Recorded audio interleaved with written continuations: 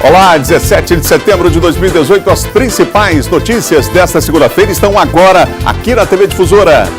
Caminhada no Centro Histórico chama atenção para a valorização da vida no Setembro Amarelo. Começa hoje a Semana Nacional do Trânsito no Maranhão, primeiro encontro de segurança viária. Maranhão tem primeira escola pública associada à Unesco, órgão das Nações Unidas. Novo Hospital do Servidor será entregue nesta segunda-feira. No esporte, o Sampaio ainda comemora a vitória em cima do líder Fortaleza na última sexta-feira. O Bom Dia Maranhão está começando agora.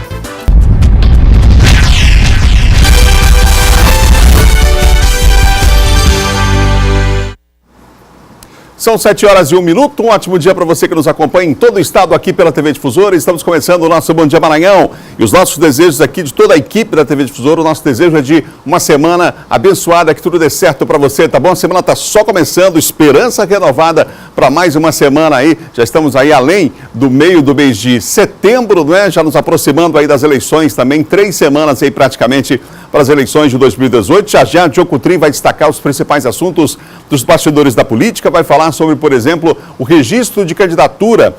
A Justiça Eleitoral confirmou a candidatura dos 6 candidatos ao governo do estado do Maranhão. Já os detalhes com o Diogo Coutrin aqui no nosso Bom Dia para você. Vamos falar sobre a educação no trânsito. Começa hoje a semana importante, uma semana nacional, e o encontro que vai acontecer aqui no Maranhão também. Vamos falar da sua especificidade, esse encontro que tem como tema Nós Somos o Trânsito. É importante essa consciência, já a gente fala sobre esse assunto.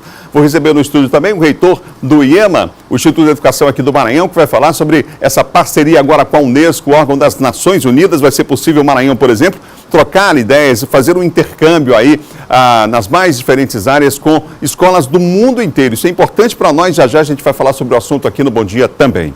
São 7 horas e 3 minutos. Uma caminhada pelo Centro Histórico neste domingo chamou atenção para a importância de valorizarmos a vida. É que muitos acreditam que vão acabar com seus problemas ao encerrá-la. Isso não é verdade, hein? Os números sobre suicídio assustam e revelam um problema que nem sempre está em pauta no nosso dia a dia. O suicídio é um risco iminente e bem mais comum do que podemos imaginar. Dados da Organização Mundial da Saúde mostram que essa é a segunda maior causa de morte em todo o mundo e a quarta do Brasil, entre jovens de 15 a 29 anos. De acordo com a Organização Mundial da Saúde, em todo o mundo, mais de 800 mil pessoas tiram a própria vida por ano. Aqui no Brasil, esse número chega a 11 mil. Isso significa que a cada 4 segundos, uma pessoa comete suicídio no país. Esses números são ainda mais assustadores se forem consideradas as tentativas de suicídio. Para cada caso de sucesso no suicídio, nós temos 40 a 60 tentativas sem sucesso. Então, este número de 804 mil que é liberado pela Organização Mundial de Saúde, a gente multiplica por 60 e vê o tanto de pessoas que estão, de alguma forma, pensando na ideação do suicídio. Falar sobre o suicídio ainda é um tabu. E como forma de discutir o assunto, como parte das ações da campanha Setembro Amarelo de combate ao suicídio, representantes de obras sociais espíritas fizeram uma caminhada pelo Centro Histórico de São Luís. Nós temos que trazer a discussão, não só em casa, no lar, na escola, mas na sociedade como uma forma geral. E temos um grande tesouro para isso, que é o Evangelho do Cristo. O Evangelho é vida. Então é necessário nos unirmos, nos juntarmos às religiões, à sociedade, discussão, os jovens principalmente, a orientação, o esclarecimento, acima de tudo é que vai garantir a vida. Combater esse mal é uma responsabilidade de toda a sociedade, afinal, o suicídio pode ser evitado. 2 situações são extremamente importantes e fáceis de agir. A primeira é em relação àquele que está sentindo algum tipo de dor. Comente, fale, você não está sozinho. E, em segundo lugar, aqueles com quem nós convivemos, que de alguma forma nos pedirem algum apoio, pode oferecer o ouvido, pode oferecer o ombro, pode ajudar a enxugar as lágrimas. E para entrar nesta campanha, até a natureza se vestiu de amarelo. É verdade, Gera. Até a natureza se vestiu de amarelo. Esse é o mês importante para falarmos sobre o assunto. Temos que falar em casa, enfim, em todos os espaços. É um problema que toda a sociedade deve enfrentar de frente. Parabéns aí às obras sociais espíritas por essa iniciativa, que não é só aqui no Maranhão, não. No Brasil inteiro eles fazem esse tipo de trabalho, alertando, em especial no setembro, sobre a valorização da vida. O fim de semana também foi de participação no Dia Mundial da Limpeza. Aqui em São Luís, uma ação reuniu centenas de pessoas nas praias da cidade. De pouquinho em pouquinho, a sacola vai ficando cheia. É o dia D de mobilização, Dia Mundial da Limpeza, que ocorre em pelo menos 160 países. E é sempre assim, no terceiro sábado do mês de setembro. E aqui em São Luís, o local escolhido foi a Avenida Litorânea. E aqui um verdadeiro batalhão da limpeza. E aqui, ó, nas pedras, é o principal local onde vários materiais ficam presos. O que você já encontrou por aqui? Cara, já encontrei isopor, plástico, copo, canudo, tudo que é lixo. E está sendo assim mesmo, em cada sacola, vários materiais, lixo. Tem bastante canudo, garrafa PET, garrafa de vidro, que é um risco também, as pessoas podem se cortar. Embalagem de comida, muita coisa, muita sujeira. Bem variado o nosso litoral, né?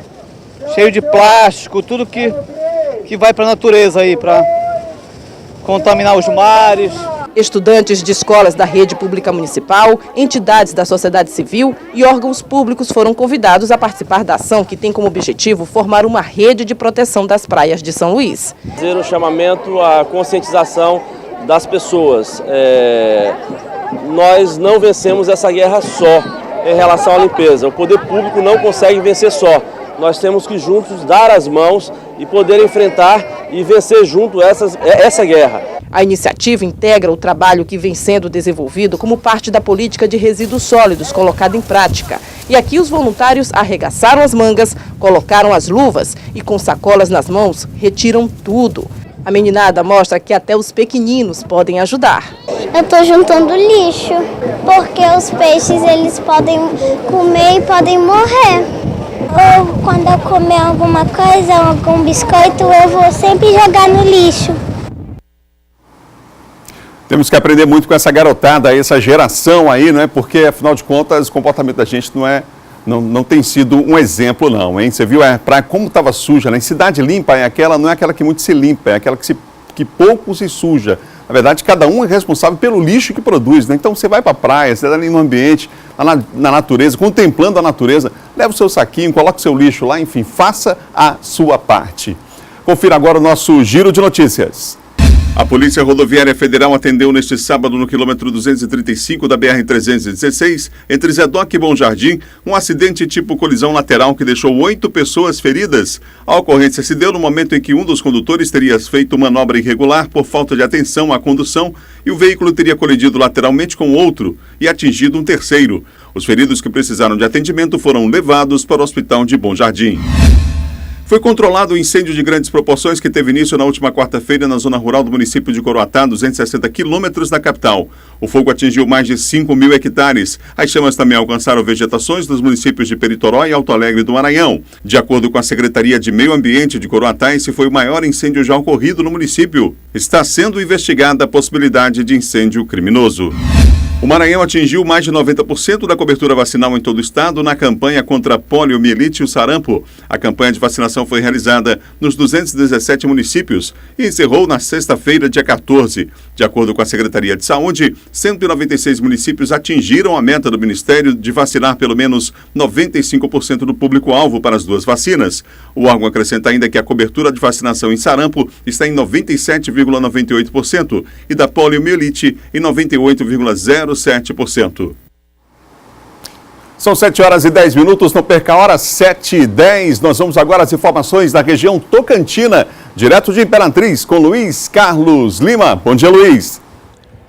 Olá, Adalberto, muito bom dia para você, bom dia a todos. A Secretaria de Trânsito aqui de Imperatriz decidiu alterar a sinalização em frente ao Socorrão Municipal. A medida foi para melhorar o tráfego e também facilitar o estacionamento das ambulâncias, mas desagradou a muita gente.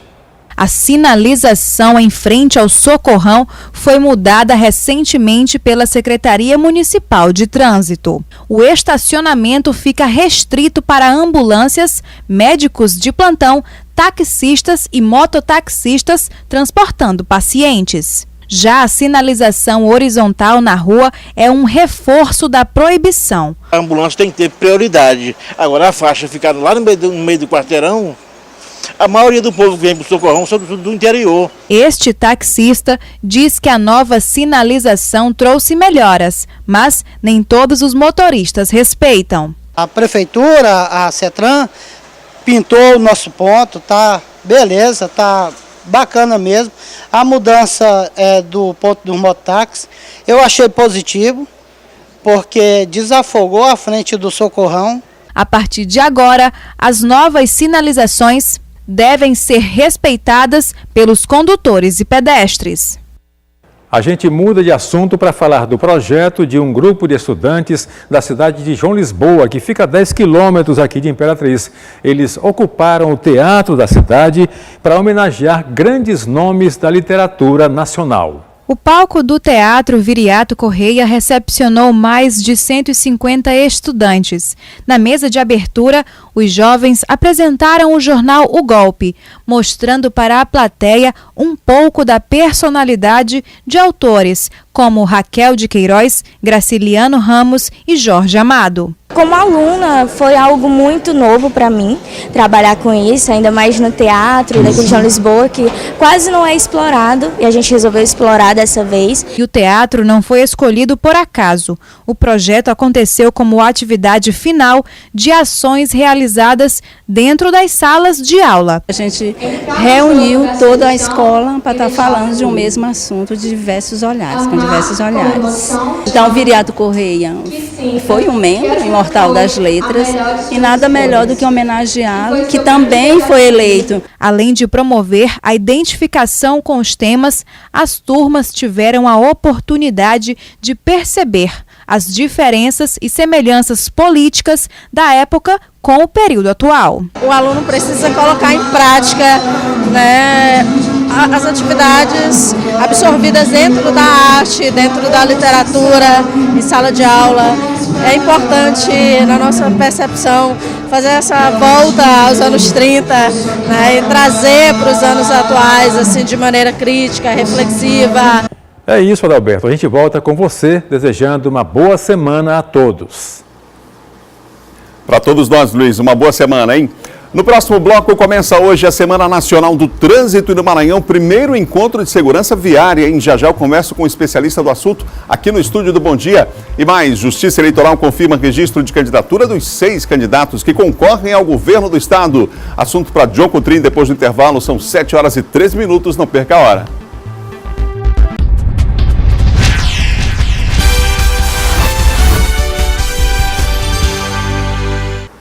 São 7h17. Se você ligado aqui na TV Difusora, ao vivo para todo o estado, o Bom Dia Maranhão. Hoje vai ser aberto em todo o país a Semana Nacional do Trânsito e aqui no Maranhão nós teremos o primeiro encontro de segurança viária. Aqui no estúdio eu converso com um dos convidados desse primeiro encontro maranhense de segurança viária, o doutor em educação Francisco Garons, que vai proferir inclusive a palestra de abertura do encontro, o tema Educação para o Trânsito Salvando Vidas. Bom dia. Bom dia a todos que nos ouvem. Bom, o país tem avançado em relação à legislação, né? Nós temos mudanças recentes, inclusive na legislação de trânsito, mas e o comportamento do motorista? Ele tem realmente mudado? O comportamento, ele vem mudando não só pelas ações de educação, mas também pelas ações de fiscalização, que acabam se tornando assim cada vez mais possíveis em virtude de tudo aquilo que o novo arcabouço, né, nos permite. É muito importante a gente perceber que algumas leis, na prática, mudaram o comportamento das pessoas. O exame toxicológico, que hoje em dia ele é obrigatório para todos os condutores de caminhões, ônibus e carretas, é uma obrigatoriedade desde 2016 e isso tem mudado o perfil dos condutores. Vários que eram desta categoria deixaram de ser em virtude dessa obrigatoriedade. Isso tem tirado muito essa questão do uso excessivo de drogas e remédios na estrada para se manter acordado. E na prática a gente vê o reflexo que acontece. Dados da Polícia Rodoviária Federal mostram que há já uma redução significativa de acidentes envolvendo ônibus, caminhões e carretas. Qual a importância da continuidade dessas ações educativas? A gente percebe, por exemplo, nas crianças, nas escolas, que assim que participam das ações ou naquela semana, enfim, elas costumam comentar isso com os pais, inclusive exigindo dos pais o comportamento correto no trânsito. Isso é importante, né? E as crianças, eles são grandes educadores. E quando a gente fala de educação para o trânsito, para o ensino fundamental, que é da 1ª à 9ª série, o que a gente quer não é formar o mini condutor. A gente quer formar o cidadão que o Código de Trânsito brasileiro ele se resume basicamente em duas premissas. O primeiro, fazer ao outro o que você quer que o outro faça para você. Então isso daí já cobre 75% do que tem ali naquele código, que é respeitar o outro no trânsito. E um princípio que esse está escrito claramente lá, que é o maior cuida do menor. Ou seja, quem tem um veículo maior, quem tem um carro, ele tem que ser responsável pelo motociclista, pelo ciclista, pelo pedestre. E a gente fala, né, às vezes brinca, o que você prefere? Ter razão ou ser feliz? E no trânsito a gente sempre coloca, o que você prefere? Ter razão ou evitar um acidente? Não interessa que se você está num carro, outro motociclista está passando por você em uma atitude que você considera que ele está errado. Mas se você pode evitar uma colisão, se você tem como evitar o acidente, não interessa se você tinha ou não razão. Você tem que ter orgulho de ter evitado aquele acidente que causaria uma vítima, muitas das vezes vítimas fatais. Então é essa atitude que a gente quer dos condutores, né? Uma atitude efetivamente segura que mude o comportamento das pessoas. Como é que a gente consegue entender o comportamento do ser humano que muitas das vezes ao entrar no elevador cede o lugar para aquele que está entrando ali ao seu lado, mas no trânsito não consegue fazer isso, por exemplo, nas vias da cidade? Há o que falar sobre esse tipo de comportamento que muda a partir do momento que você está ali atrás daquela armadura, entre aspas? É porque o veículo ele nos dá uma falsa sensação de que estamos hiper protegidos. E realmente a engenharia veicular ela tem evoluído muito no sentido de proteger quem está dentro do veículo. Mas infelizmente quem está fora, quando é atropelado, um ciclista quando é abalroado por um carro ou por uma motocicleta, as consequências elas continuam sendo realmente muito graves. Isso é uma característica. E nós temos que fazer as pessoas pararem para pensar e ver que nós temos uma realidade hoje em que no nosso país morrem por dia mais de 100 pessoas vítimas do trânsito. Se cair um avião hoje com 100 mortes, nós temos certeza que isso vai ser noticiado em todo o país. Mas infelizmente as estatísticas mostram que nós vamos chegar ao final do dia de hoje com aproximadamente 100 mortes no trânsito e isso sequer será percebido pela sociedade. Então, é essa atitude que a gente tem que fazer as pessoas mudarem e é através da educação que se faz isso, exigindo, sim, fiscalização, uma engenharia que efetivamente promova a segurança nas vias, mas nós temos que fazer as pessoas mudarem. O que a gente quer é que todos tenham atitude de segurança no trânsito e essa atitude não é só do condutor, ela é do pedestre, ela é do ciclista, porque o trânsito, ele é de todos, mesmo de quem não tem uma moto ou um carro. Vamos falar sobre, então, essa atitude agora, no caso do pedestre, não é? Muitas das vezes a gente percebe o cidadão, por exemplo, atravessando fora da faixa, a poucos metros da faixa ou de um semáforo, ali onde existe uma faixa.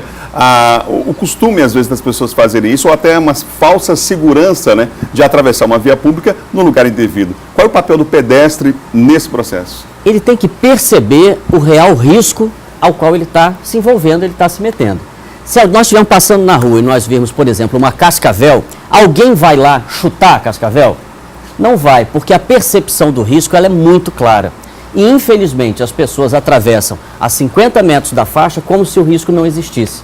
Só que morre muito mais gente atropelada a poucos metros da faixa do que atacados por cobras venenosas. Então, as pessoas têm que perceber o risco real e se proteger. E isso traz segurança para todo mundo. Como é que o senhor avalia o Estado do Maranhão, que realiza hoje o primeiro encontro da segurança viária, inclusive com esse tema, nós somos o trânsito, quer dizer, trazendo para cada um a responsabilidade? Todos têm essa responsabilidade e não é por eu estar aqui no Maranhão, mas eu tenho uma obrigação de destacar que o trabalho feito aqui, ele é um modelo no país, o que se faz de educação para o trânsito, as ações nos bares, restaurantes, a Blitz da Lei Seca, que aqui no estado do Maranhão, ela é um modelo para o país. Então a gente tem essa obrigação, como anda aí por todo o país, visitando todos os estados, a gente acaba comparando, e esse é realmente um modelo a ser seguido e é dar os parabéns, né, para todos os cidadãos do Maranhão que efetivamente promovem segurança no trânsito. Tive o prazer de receber aqui no estúdio da TV Difusora o doutor Francisco Garonço, uma das maiores autoridades no assunto, doutor em Educação, pós-doutorando em Educação Online. Obrigado pela presença aqui na TV Difusora. Eu que agradeço e que o Estado do Maranhão continue fazendo esse belo trabalho aí de segurança no trânsito. Obrigado mais uma vez.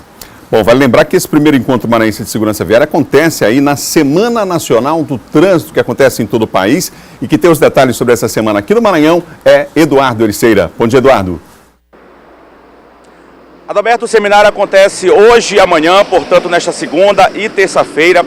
Vários estudiosos aí da área do trânsito farão palestras durante esse seminário abordando vários assuntos. Entre eles, a questão da educação para o trânsito, a atualização legislativa de trânsito, a importância da municipalização para a segurança no trânsito, segurança viária, a Operação Lei Seca e também a fiscalização no trânsito. Aqui no Maranhão, o Detran, além de outras entidades ligadas aí à segurança no trânsito, o trabalho de prevenção no trânsito, autoridades ligadas ao trânsito farão essas palestras, participarão aí de todas as atividades, programação da Semana Nacional de Trânsito, tanto aqui na capital São Luís, quanto no interior do estado, inclusive com a participação das Ciretrans. O Maranhão ainda ocupa uma posição incômoda em relação à questão de acidentes. Segundo o último levantamento, aí divulgado pelo Ministério da Saúde, de 2007 até 2016, 117 óbitos dos trabalhadores em motos, que é a grande preocupação envolvendo motociclistas, 117 mortes foram registradas. Como eu disse, o estado do Maranhão, a situação ainda é preocupante, é um dos estados que apresenta maior número de acidentes, houve um aumento aí na mortalidade, só perde para o estado do Pará. E também, logo atrás do Maranhão, tem o Piauí, Bahia e Tocantins. Os estados que registraram aí menor índice, melhor dizendo, em relação à questão de acidentes, conseguiram avanços significativos, estão São Paulo, Espírito Santo, Santa Catarina, Distrito Federal e Paraná. Mas a gente lembra que, lamentavelmente, ainda são muitos acidentes, todo o país vive esse problema muito grande, que é a questão dos acidentes e, consequentemente, as mortes no trânsito. Desde 1997, que é realizada essa Semana Nacional de Trânsito, que acontece entre os dias 18 e 25 de setembro. Segundo os especialistas, 90%, quase totalidade dos acidentes, 90% dos acidentes é causado aí por desatenção, imperícia ou imprudência dos condutores. Eduardo Ericeira para o Bom Dia Maranhão. Obrigado, Eduardo, pelas informações. Daqui a pouquinho você volta, são 7 horas e 26 minutos. Nós vamos mudar de assunto. Agora vamos falar sobre as eleições 2018. Faltam 3 semanas praticamente aí para as eleições, não é? Confira agora a agenda dos candidatos ao governo do estado para esta segunda-feira.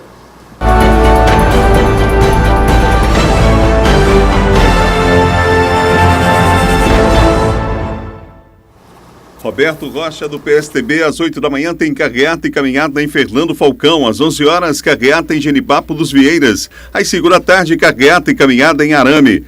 Odívio Neto, do PSOL, pela manhã, grava programas de rádio e TV para o horário eleitoral. À tarde, tem reunião com assessores de campanha na sede do partido. E à noite, plenária de campanha com militantes também no PSOL. Ramon Zapata, do PSTU, meio-dia faz panfletagem na porta da Universidade Federal do Maranhão. Às 5 da tarde, encontro com entidades de engenharia, arquitetura e construção civil. Às 7 horas da noite, acompanha a sabatina em emissora de TV com o candidato ao Senado, Saulo Arcangeli. Flávio Dino, do PCdoB, participa às 7 da noite de lançamento de candidatura de deputado federal. Rosiana Sarney, do MDB, pela manhã tem reunião com coordenação de campanha e à tarde grava programas para o horário eleitoral. Maura Jorge, do PSL, não divulgou agenda para hoje.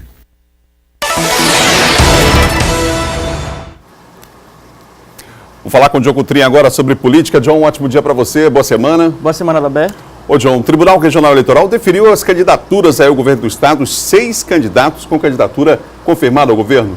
Sim, Adalberto, portanto, 6 candidatos ao governo, todos eles com as candidaturas já deferidas, ou seja, autorizadas pela Justiça Eleitoral. Ontem, mais 2 candidatos.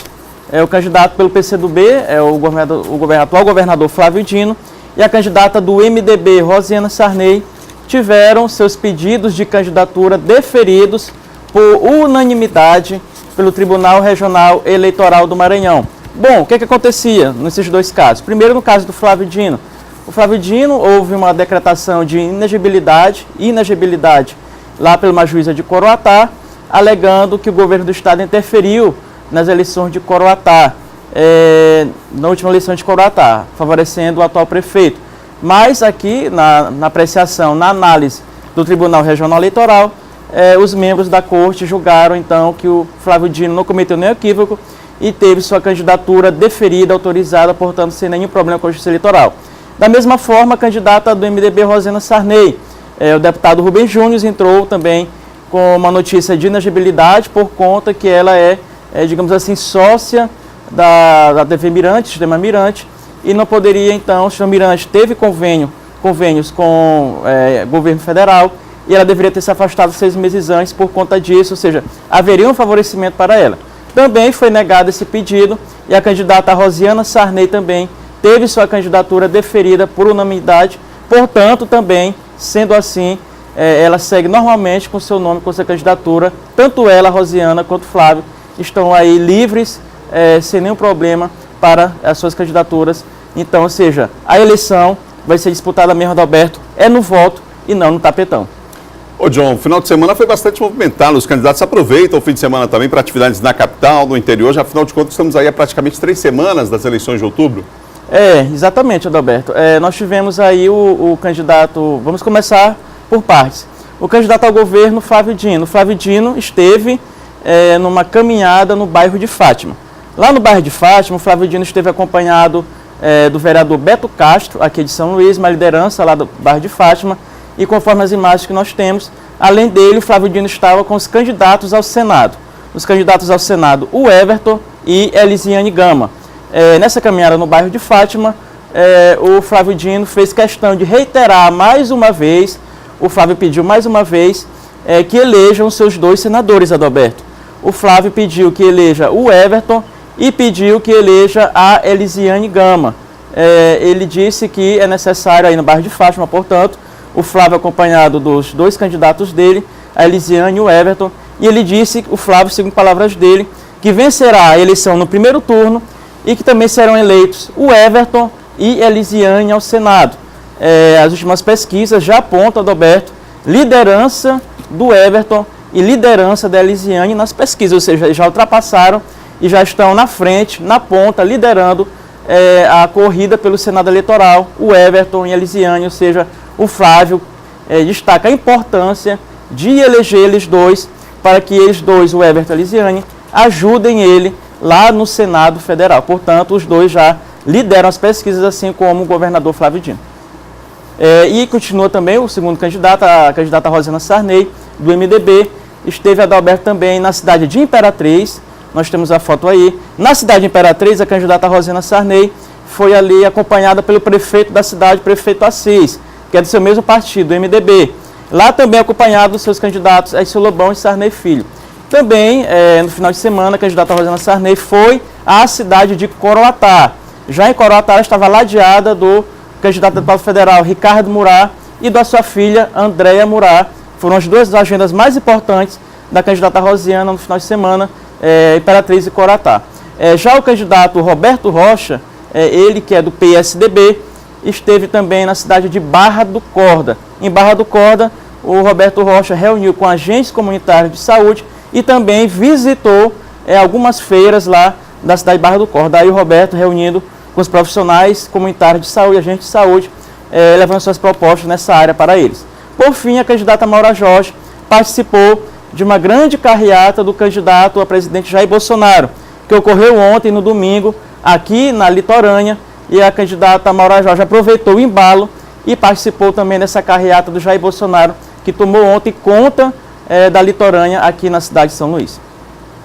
Ô John, em vídeo, por falar no Bolsonaro, ele andou pelo hospital, brincou com a equipe médica, enfim, transmitindo para as pessoas aí de que a saúde está em recuperação, né? O Jair Bolsonaro já saiu da UTI, foi para a semi-intensiva, ele já não apresenta mais febre, né? Já está com o quadro estabilizado e ontem ele esteve aí acompanhado da equipe médica no hospital, já dando os primeiros passos, caminhando, e ele também brincou com o médico, inclusive, disse que quando saísse do hospital ia cavalgar com ele, e fez declarações também em relação às eleições deste ano.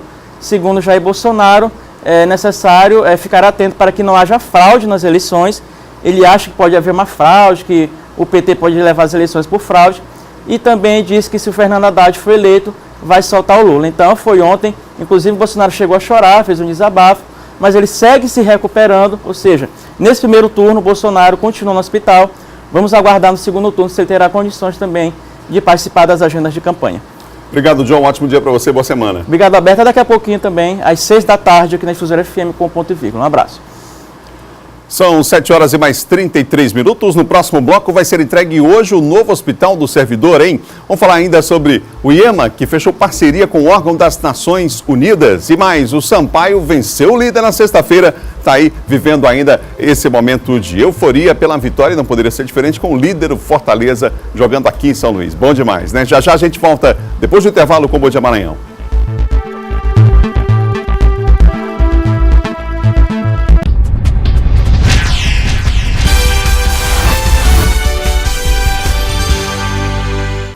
7h37, de volta ao vivo, Bom Dia Maranhão para todo o estado, hein? Será entregue hoje o novo Hospital do Servidor e quem tem os detalhes é Eduardo Ericeira, que volta a participar aqui do Bom Dia. Eduardo. Olá, muito bom dia, Adalberto. Bom dia a todos que acompanham o Bom Dia Maranhão. Uma ótima semana a todos. A inauguração acontece hoje, a partir das 9 horas da manhã, pelo menos essa é a previsão, e deve contar com a presença do secretário estadual de Saúde, Carlos Lula, também do presidente da empresa maranhense de serviços hospitalares, Wanderley Ramos, e várias autoridades ligadas aí à área da saúde. O Hospital do Servidor fica aqui na Avenida Jerônimo de Albuquerque, próximo ao Hospital Carlos Macieira, na verdade ao fundo do Hospital Carlos Macieira. Com a entrega, a gestão da unidade ficará a cargo da Secretaria de Estado da Gestão, Patrimônio e Assistência dos Servidores, a SEGEP, e os serviços serão executados pela MCE, empresa pública contratada. Os serviços do hospital serão entregues em 3 etapas e nesta primeira, 18 consultórios médicos estarão prontos e 8 deles já entrarão em funcionamento para atendimentos ambulatoriais em várias especialidades, entre elas clínica médica, cardiologia, ortopedia, ginecologia, psiquiatria, pediatria, endocrinologia e nutrição.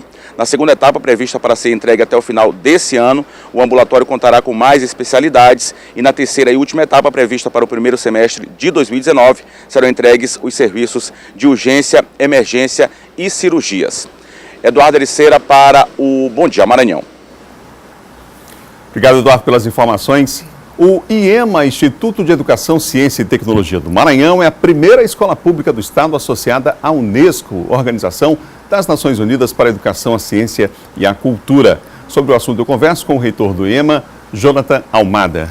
Bom dia, reitor. Bom dia, é um prazer. Tão pouco tempo de existência, né, do IEMA e já um resultado tão importante quanto esse? É um motivo de muito orgulho e alegria para todos nós e nossa equipe, porque isso implicou todo um processo de candidatura junto à Unesco, de análise criteriosa por um comitê nacional e depois o comitê internacional da sede em Paris, para que ocorresse essa aprovação e esse credenciamento que nós recebemos semana passada. Então, lá em Salvador, né, o título de Escola Associada à Organização das Nações Unidas para a Educação, Ciência e Cultura.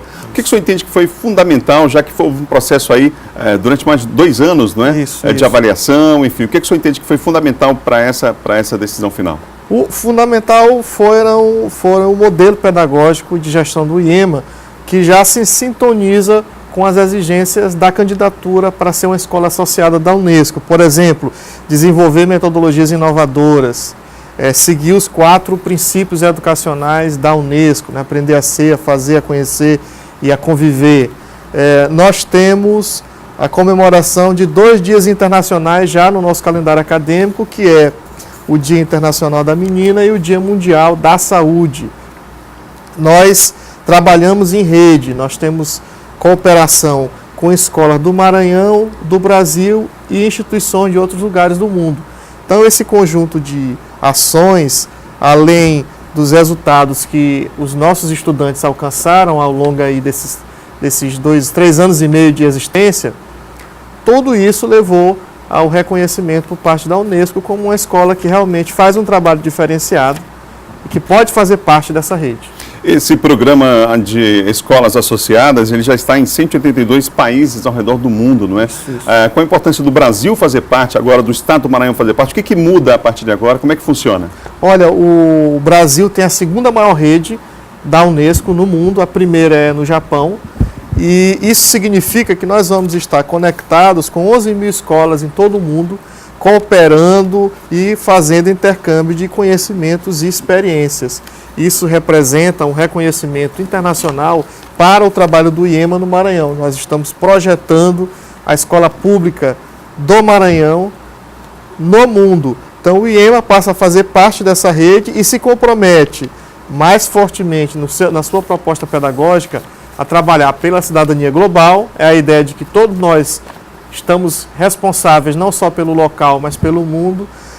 O desenvolvimento sustentável, sem ele nós não podemos garantir o mundo para as próximas gerações, talvez nem a nossa, e o aprendizado para a diversidade cultural, porque o mundo é diverso, existem várias culturas, religiões, e que têm que ser respeitadas e compreendidas. É justamente o que nós precisamos no Brasil de hoje, em que prevalece o discurso do ódio. E a Unesco vem dizer que o caminho é o discurso da esperança, da convivência. Nós temos, inclusive, algumas imagens aqui lá em Salvador, nesse momento histórico importante para o Maranhão. Lá em Salvador, o título de escola associada da Organização das Nações Unidas para a Educação, Ciência e Cultura, a Unesco, já teve acompanhado, inclusive, de um corpo técnico aí da Secretaria de Educação, enfim, participação, inclusive, de pessoas que trabalham no interior do estado, no IEMA, no interior também, não é? Queria que você falasse sobre isso. Nós fomos acompanhados pelo nosso diretor de ensino, professor Linaldo Silva, a gestora da nossa unidade de Cururupu, que é a unidade que inaugurou esse ano, Marileide, o nosso professor de Química da unidade de Coroatá, o Marcão, e uma técnica da diretoria, a Natália, além da nossa assessoria de comunicação com a Dora. Então, esse grupo foi lá porque representa os gestores e os professores, que é quem faz o IEMA andar, faz acontecer. O senhor entende que hoje, lá no IEMA, por exemplo, há uma preocupação de incentivo aos jovens pela curiosidade de trabalhar a ciência, de pesquisar? Quer dizer, o Brasil precisa de pesquisadores, não é? E aí isso precisa começar mais cedo, quer dizer, quanto mais cedo começar, melhor? Quanto mais cedo começar, melhor. Hoje nós já temos metodologia de aprendizagem da educação científica que podem começar na educação infantil. E no IEMA eles começam desde o primeiro ano o envolvimento a partir das práticas experimentais nos laboratórios. E isso tem gerado resultados muito positivos. Por exemplo, nos editais da FAPEMA, nossos professores estão sempre conseguindo aprovar projetos e conseguir bolsas. Nós recentemente firmamos uma parceria com a Vale. Vamos adquirir laboratórios de robótica e makers, né, com impressão 3D. Já estamos em fase de aquisição. E para te citar uma conquista dessa semana que nós obtivemos, nós tivemos o maior resultado em Olimpíada Brasileira de Geografia e Ciências da Terra. Nós levamos aí 16 ouros e todas as nossas 98 equipes participantes foram premiadas na Olimpíada, seja ouro, prata ou bronze. Então foi a maior participação do IEMA desde que nós somos criados e começamos a participar dessa Olimpíada especificamente. E nós temos o destaque na matemática, que é a Olimpíada Internacional da Ásia, onde nós fomos bronze. Nós temos da robótica, que é a feira mundial que foi em Taiwan, também fomos bronze. E temos agora a geografia, que ganhamos ouro, prata e bronze. Reitor, obrigado pela entrevista, parabéns pelos resultados aí do IEMA. Nós é que agradecemos o espaço, a oportunidade aqui na TV Difusora, e é fundamental acreditar que é possível fazer uma escola pública de excelência. Muito obrigado. São 7h45. Jovens de vários municípios da Baixada Maranhense estão reunidos essa semana para discutir avanços e desafios de políticas voltadas para o setor. O primeiro encontro que teve a participação de jovens, inclusive de outros países, foi nesse domingo aqui na capital. São jovens do Brasil e também do México e Haiti. E eles vieram aqui discutir a efetividade de projetos pensados para o desenvolvimento da juventude. Uma reflexão sobre as ações do âmbito do Conjunto Integrado de Projetos, o CIP Jovem Cidadão, desenvolvido pelo Instituto Formação e Fundação Kellogg. O palco do encontro foi o Convento das Mercês, onde cerca de 100 jovens fizeram uma análise dos 15 anos de atuação do CIP da região da Baixada. 2 projetos importantes que aconteceram na Baixada, por exemplo, foram os telecentros. A gente formou o maior número de jovens com software livre, com diferentes tecnologias na área da comunicação. E um outro grande projeto impactante foi o Centro de Ensino Médio com ponto de desenvolvimento de território. Por exemplo, os quintais dos agricultores eram laboratórios de cursos de agroecologia. É que há 15 anos, naquela época, o Ministério do Desenvolvimento Social apontou a região da Baixada Maranhense como a mais frágil. E aí esta área foi escolhida e as ações foram aplicadas em 10 municípios. O Raimundo é um dos beneficiados. O CIP Jovem Cidadão ele foi de suma importância para que o jovem ele possa crescer, fazer a sua história com suas próprias mãos, a buscar o interesse não simplesmente pela questão individual, mas pela questão coletiva. Aqui, além da análise do que já foi aplicado, uma oportunidade de troca de experiências. Para a Fundação Kellogg é muito importante possibilitar esse tipo de intercâmbio, porque possibilita também a troca de aprendizagens e potencializa os projetos nos diferentes pontos da América Latina.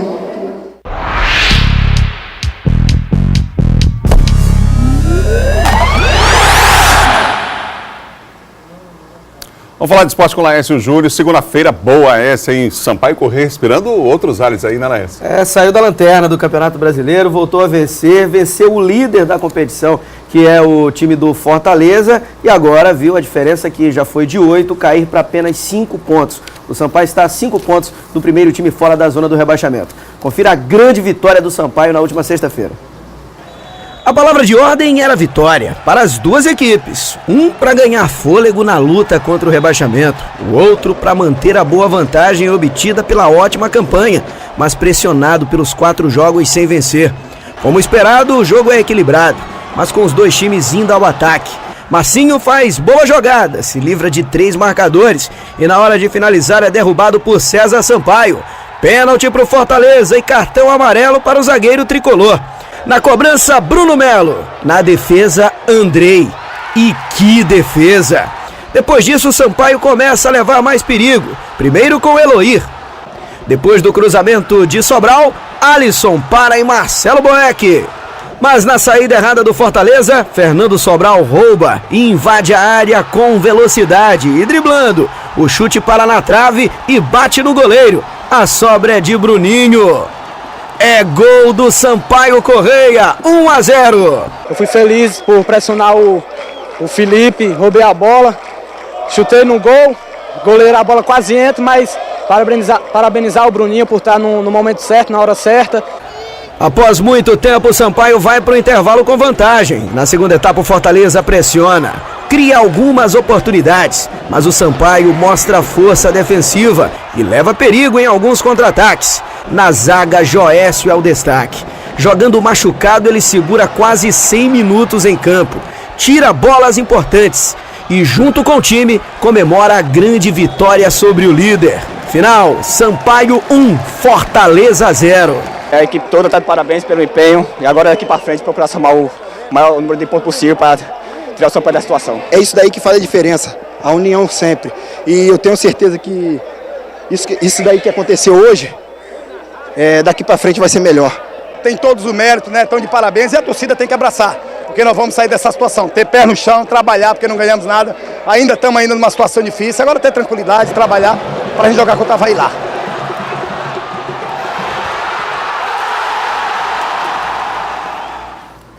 Grande vitória da Bolívia querida, esse rapaz, o Marcinho, merece realmente um prêmio pelo que vem fazendo ao longo dos últimos 2 anos. E no Sampaio Corrêa ele mudou o clima, mudou a motivação e o time jogou muito, inclusive com o Joécio, quase 100 minutos machucado e os outros jogadores cobrindo os espaços que o Joécio deixava. Enfim, o Sampaio foi praticamente perfeito na partida da última sexta-feira, praticamente perfeito. O time fez uma grande partida, a melhor da Série B, desde que o time está ali na zona do rebaixamento. Uma vitória que dá moral e agora o próximo desafio será contra o Avaí, sábado lá na Ressacada, né? No estádio da Ressacada, em Florianópolis. Um jogo difícil, mas o Sampaio mostrou que tem totais condições de se recuperar na Série B. Vamos aos outros jogos da Série B que movimentaram essa 27ª rodada, porque dos times que estão embaixo da tabela, do Brasil de Pelotas, que é o 15º, até o Lanterna Boa Esporte, ninguém conseguiu vencer, só a Bolívia querida. Com isso, a vantagem do primeiro time fora da zona do rebaixamento caiu e caiu bastante. Confira aí. No Brinco de Ouro da Princesa em Campinas, o Guarani vence o Juventude. Bruno Mendes de pênalti. Guarani 1-0. Em Curitiba, o Londrina continua na sua recuperação no Campeonato Brasileiro. Lucas Costa marca nos acréscimos do primeiro tempo. 1-0 em cima do Curitiba. Na Ressacada, Francis coloca o São Bento na frente. 1-0. O empate do Figueirense vem com Elton. É de Elton também o gol da virada. De bicicleta, Francis deixa tudo igual. Final, Figueirense 2, São Bento também 2. Em Santa Catarina, clássico no Heriberto Rilse. Sandro de cabeça coloca o Criciúma na frente. Elvis amplia 2-0. Na segunda etapa, Rômulo diminui para o Avaí. Daniel Amorim de cabeça deixa tudo igual. No fim do jogo, Andrei marca o gol da vitória do Criciúma. Final, Criciúma 3, Avaí 2. Em Minas Gerais, o jogo que tirou o Sampaio da lanterna do Campeonato Brasileiro. William Barbio marca o primeiro do jogo. Boa Esporte 1, Paysandu 0. Ainda no primeiro tempo, Hugo Almeida dá números finais à partida. Final, Boa Esporte 1, Paysandu também 1. Em Pelotas, Michel é o autor do gol da vitória do Brasil. Final, Brasil 1, CRB 0. Em Goiás, clássico, João Paulo faz o primeiro do jogo, Atlético 1, Goiás 0. Michel empata ainda no primeiro tempo para o Goiás. No começo do segundo tempo, Lucão marca o gol da vitória do Goiás. Final de virada, Goiás 2, Atlético Goianiense 1. Pois é, o Goiás está na terceira colocação, Fortaleza continua em primeiro, CSA em segundo lugar, o quarto colocado agora é o Atlético Goianiense. Lá na zona do rebaixamento segue Sampaio, Boa Esporte, a presença ainda do outro time importante que está ainda na zona do rebaixamento. Eu já vou trazer para você, confira agora como foi a final da Série C do Campeonato Brasileiro, que teve muitos gols, confira aí. Primeiro jogo da final da Série C, Dione abre o placar para o time da casa, Operário 1-0.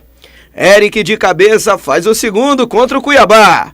Tudo isso ainda no primeiro tempo, parecia que viria uma goleada para o Operário. Mas na segunda etapa, Mariano, logo aos 4 minutos, diminui para o Cuiabá. Mariano de novo aparece para empatar o jogo, 2-2. E 2 minutos depois, o gol do Mariano de empate foi aos 19. Aos 21, Gênison de cabeça vira o placar para o Cuiabá, 3-2. Já nos acréscimos, Robinho deixa tudo igual. Final, Operário 3, Cuiabá também 3. A decisão agora será em Campo Grande. E agora confirmar, o CRB tem 29, o Juventude 28 pontos, o Sampaio 25, é o 19º colocado, o Tricolor a 5 do Paysandu, que tem 30, é o 16º colocado dessa Série B. Tá embolada a briga, o Tricolor volta a pensar em escapar, vamos aguardar, né, Adalberto? Vamos aguardar, mas muito bom o resultado do final de semana, não só o jogo do Sampaio aqui, mas os outros resultados também favoreceram, né? Todos favoreceram, né? Com exceção do Brasil, mas está ali no limite, está próximo do Sampaio. Boa semana, Laércio. Um abraço. São 7h54, nós estamos encerrando o Bom Dia Maranhão de hoje. Outras notícias no portal MA10. Amanhã às 7 da manhã a gente se encontra no Bom Dia Maranhão. Uma ótima semana para você. Até amanhã.